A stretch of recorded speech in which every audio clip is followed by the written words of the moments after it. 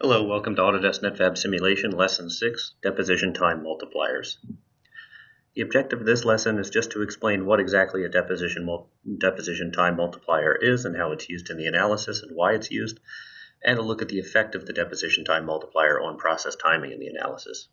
Before we launch the software, I'm actually going to use some visuals here to try to explain the concept. So consider a situation where in NetFab we've prepared a build that has 5 geometries. Now that this is prepared for build in NetFab, the next thing we want to do is come over to NetFab Simulation to simulate. So at this point we have a choice. Do we want to bring over all 5 geometries into NetFab Simulation? Now the benefits to that would be that we're going to get the most accurate results. So we will be able to, if placement on the build plate has any bearing on the mechanical result, that will be accurately captured in NetFab Simulation in this case.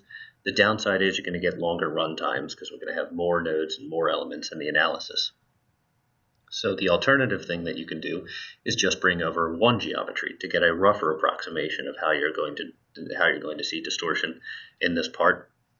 Now, the benefit to having just one geometry is that you're going to get a faster runtime, but it is going to introduce a problem here that the deposition time multiplier will address, in that now the timing is going to be off in the simulation. Because NetFab Simulation will have no way of knowing that you actually intend to build 5 of these parts. It will think you only want to build 1. So what the simulation is going to do is it's going to simulate depositing this geometry, and then there's going to be a pause for the recoder blade to come over, and then it's going to immediately start to deposit the next layer of this geometry. And physically, that's not actually what's going to happen when you go to build the part. So what the deposition time multiplier does is so in the case where I want 5 of these parts, if I just want to simulate 1, I could choose a 5 for the deposition time multiplier. And what that's going to do is it's going to take the amount of time that we spend depositing this part and multiply by 5. And that simulates the effect of depositing 1 layer here, and then there's going to be time for cooling for this part, and that's simulating while the laser is over here depositing this part, and then this part, and so on, and then there will be a recoder time.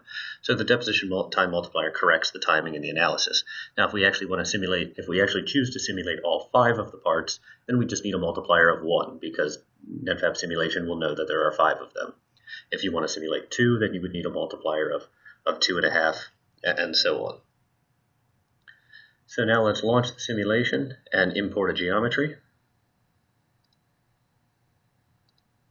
I'll go through this quickly because we've covered how to import geometries in past lessons.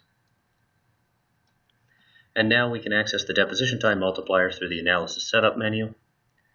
So Analysis Setup and then the Analysis tab, and you see it defaults to 1. So let's go ahead and run this with a deposition time multiplier of 1. So just take a second to run, and then we would like to load our results, so we hit OK. And we can see, just to get an example of how this will affect the timing, so we can see after we've added this many layers, the first grouping of layers introduced in the analysis, we're at about 1,000 seconds. So what would happen if we change this deposition time multiplier? So go back into Analysis Setup, the Analysis tab, and now we want to actually get the timing right. So we said we wanted to build 5 of these guys. We only want to simulate 1. So we'll enter 5 in for the deposition multiplier, hit OK, and now we'll hit solve again. You can say OK to overwrite your results. And now we're going to import these results, and we'll look at the amount of time it took to put down that same grouping of layers and let them cool. And now we see that's about 1,200 seconds, so about 200 seconds longer than what we saw when we used that deposition multiplier of 1, and that's because we've now allowed a cooling time that simulates the laser being over here and depositing part 2, and then 3, and then 4, and then 5. So that's the concept of a deposition multiplier. So just to summarize what we went over here, I demonstrated what the deposition time multiplier is, and then I compared the effect on how it's going to influence the timing using 2 different multipliers. And in the next lesson, I plan to cover using NetFab Simulation in order to predict interference of the part with the recoder blade.